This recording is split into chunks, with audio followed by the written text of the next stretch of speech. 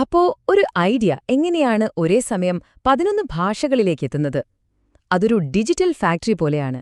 നമുക്കതിന്റെ ഉള്ളിലേക്കൊന്ന് കയറി നോക്കിയാലോ? അപ്പോ ഇതാണ് നമ്മുടെ മുന്നിലുള്ള ഏറ്റവും വലിയ ചോദ്യം. ഒരൊറ്റ ആശയം, അതിന്റെ ഒറിജിനാലിറ്റി ഒട്ടും പോകാതെ ലോകത്തിന്റെ പല ഭാഗത്തുള്ള 11 ഭാഷകൾ സംസാരിക്കുന്ന ആളുകളിലേക്ക് എങ്ങനെ എത്തിക്കാം? അല്ലേ, നമുക്ക് ഇതിന്റെ പിന്നിലെ രഹസ്യം എന്താണെന്ന് നോക്കാം. നമ്മൾ ആദ്യം നോക്കാൻ പോകുന്നത് ഇതിന്റെ ദൗത്യമാണ്. അതും ചെറിയൊരു ദൗത്യമൊന്നുമല്ല, വളരെ വലുതാണ്. ഒരൊറ്റ ഫിലോസഫി, അത് ഇന്ത്യയിലും പിന്നെ ലോകം മുഴുവനും എത്തിക്കണം. അതാണ് ലക്ഷ്യം. ഇവിടെ നോക്കൂ, എല്ലാം തുടങ്ങുന്നത് ഈ ഒരു മാസ്റ്റർ ഫയലിൽ നിന്നാണ്.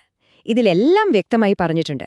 പ്രോജക്റ്റിന്റെ പേര് വിചാരക്രാന്തി ദർശൻ, അതിന്റെ അടിസ്ഥാന ആശയം എന്താണെന്ന്, പിന്നെ ലക്ഷ്യം എന്താണെന്നും, 11 വ്യത്യസ്ത ഭാഷകളിലെ പ്രേക്ഷകർക്കായി വീഡിയോ ഉണ്ടാക്കുക. ഓർക്കണം, ഒരൊറ്റ ഫയലാണ് ഇത്രയും വലിയൊരു കാര്യത്തെ നിയന്ത്രിക്കുന്നത്. അപ്പോ ഇതിലെ ഏറ്റവും ഇൻട്രസ്റ്റിംഗ് ആയ കാര്യം എന്താണെന്ന് വെച്ചാൽ, ഈ ഗ്ലോബൽ ഓപ്പറേഷൻ മുഴുവൻ കൺട്രോൾ ചെയ്യുന്നത് ഒരൊറ്റ ഇൻസ്ട്രക്ഷൻ ഫയലാണ്, ഒരു ഡിജിറ്റൽ ബ്ലൂ പ്രിന്റ് എന്ന് പറയാം. ശരിക്കും പറഞ്ഞാൽ ഇതാണ് എല്ലാത്തിന്റെയും മാസ്റ്റർ പ്ലാൻ. ഈ കാണുന്ന ഒരൊറ്റ വരി, generate video script audio sequential, ആ വലിയ ബ്ലൂ പ്രിന്റിലെ ഈ ഒരു ലൈനാണ് എല്ലാത്തിനും പിന്നിലെ ബുദ്ധികേന്ദ്രം. ഇതാണ് മാസ്റ്റർ കമാൻഡ്. എന്ത് ചെയ്യണം, ഏത് ഓർഡറിൽ ചെയ്യണമെന്നൊക്കെ സിസ്റ്റത്തിന് കൃത്യമായി പറഞ്ഞുകൊടുക്കുന്നത് ഈ ഒരൊറ്റ നിർദ്ദേശമാണ്. ഏതൊരു ഫാക്ടറിക്കും അതിൻ്റേതായ നിയമങ്ങളുണ്ടാകും, അല്ലേ?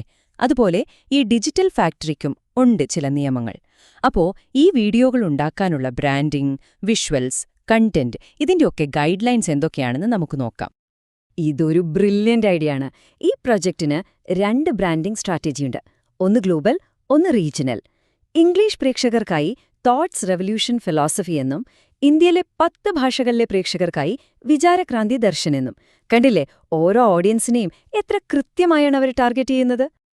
ഇനി വിഷ്വൽസിന്റെ കാര്യം. ഈ ബ്ലൂ പ്രിന്റ് വളരെ സ്ട്രിക്റ്റ് ആണ്. തീം എന്തായിരിക്കണം? കോസ്മിക്, ഇലക്ട്രിക്, ഒരു സയന്റിഫിക് എക്സ്പെരിമെന്റ് പോലെ. പിന്നെ ഒരു പ്രധാനപ്പെട്ട നിയമം, അബ്സ്ട്രാക്ട് ആനിമേഷൻസ് മാത്രമേ ഉപയോഗിക്കാൻ പാടുള്ളൂ. ഉദാഹരണത്തിന് brain waves, energy Shields, water memory, അങ്ങനെയുള്ള കാര്യങ്ങൾ. സാധാരണ ഫോട്ടോകൾക്കിവിടെ സ്ഥാനമില്ല. ഇനിയാണ് ഏറ്റവും പ്രധാനപ്പെട്ട ഒരു കാര്യം, വിവർത്തനത്തിനുള്ള നിയമങ്ങൾ. ചില പ്രധാനപ്പെട്ട ഫിലോസഫിക്കൽ ആശയങ്ങൾ, അതായത് ശരീരം ഒരു ഇലക്ട്രിക് പവർ ഹൗസാണ്, അല്ലെങ്കിൽ ടെലിപ്പതി പോലെയുള്ളവ സ്ട്രിക്റ്റ് മോഡ് കോഡ്സ് എന്ന ടേം ഉപയോഗിച്ച് മാർക്ക് ചെയ്തിട്ടുണ്ട്. ഇതിന്റെ അർത്ഥമെന്താണെന്ന് വെച്ചാൽ, ഈ ആശയങ്ങൾ വിവർത്തനം ചെയ്യുമ്പോൾ ഒരു അല്പം പോലും അതിന്റെ അർത്ഥം മാറരുത്. ആ ഫിലോസഫിയുടെ കാതൽ അങ്ങനെ തന്നെ പ്രേക്ഷകരിലേക്ക് എത്തണം. അതാണ് ലക്ഷ്യം. ശരി, അപ്പോ നിയമങ്ങളൊക്കെ നമ്മൾ കണ്ടു. ഇനി പ്രൊഡക്ഷൻ ലൈനിലേക്ക് പോകാം. ഈ കണ്ടന്റ് അസംബ്ലി ലൈൻ എങ്ങനെയാണ് പ്രവർത്തിക്കുന്നതെന്ന് നോക്കാം. ഇതിന്റെ പ്രവർത്തനക്രമം വളരെ സിമ്പിളാണ്. സ്റ്റെപ്പ് 1, സിസ്റ്റം ആദ്യം 11 ഭാഷകളുടെയും ലിസ്റ്റ് അങ്ങെടുക്കും.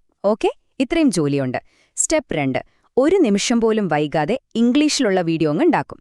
ഇനി സ്റ്റെപ്പ് 3, അടുത്ത വീഡിയോയിലേക്ക് കടക്കുന്നതിനു മുൻപ് യൂസറിന്റെ കമാൻഡിനായി അത് കാത്തുനിൽക്കും. വളരെ ചിട്ടയായ ഒരു പ്രോസസ്സ്. ഇപ്പൊ നമ്മള് ആ സീക്വൻസിലെ ഒരു പ്രത്യേക ഘട്ടത്തിലേക്ക് വരികയാണ്. സിസ്റ്റം അതിന്റെ ആദ്യത്തെ ജോലി പൂർത്തിയാക്കി ഇനി അടുത്ത നിർദ്ദേശത്തിനായി കാത്തിരിക്കുകയാണ്. ആ അടുത്ത സ്റ്റെപ്പ് എന്താണെന്നല്ലേ? മലയാളത്തിനുള്ള വീഡിയോ നിർമ്മിക്കുക. ഇപ്പോഴത്തെ സ്റ്റാറ്റസ് നോക്കൂ.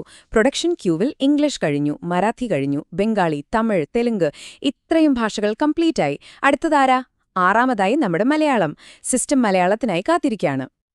അപ്പോ സിസ്റ്റം കാത്തിരിക്കുകയാണ്. അപ്പോഴാണ് ഈ ഒരു സിമ്പിൾ കമാൻഡ് വരുന്നത്, ജനറേറ്റ് ഫോർ മലയാളം നൗ.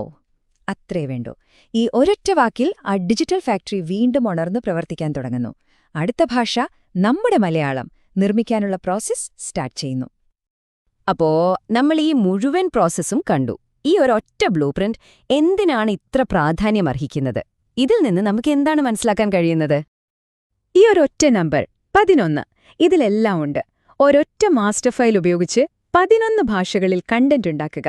ഇതിൽ കൂടുതൽ ഈ ഒരു ഓട്ടോമേറ്റഡ് സിസ്റ്റത്തിന്റെ കഴിവ് എങ്ങനെയാണ് നമ്മൾക്ക് മനസ്സിലാക്കാൻ സാധിക്കുക? അപ്പോ ഒരൊറ്റ ബ്ലൂ പ്രിന്റിന് ഇത്രയും ചെയ്യാൻ സാധിക്കുമെങ്കിൽ ഗ്ലോബൽ സ്റ്റോറി ടെല്ലിംഗിന്റെ ഭാവി എന്തായിരിക്കും? ഇതൊരു തുടക്കം മാത്രമാണ്. ലോകമെമ്പാടും കഥകൾ പങ്കുവയ്ക്കുന്ന രീതിയെ ഇതെങ്ങനെയാവും മാറ്റിമറിക്കാൻ പോകുന്നത്? ഇത് നമ്മളെ ചിന്തിപ്പിക്കേണ്ട ഒരു ചോദ്യമാണ്.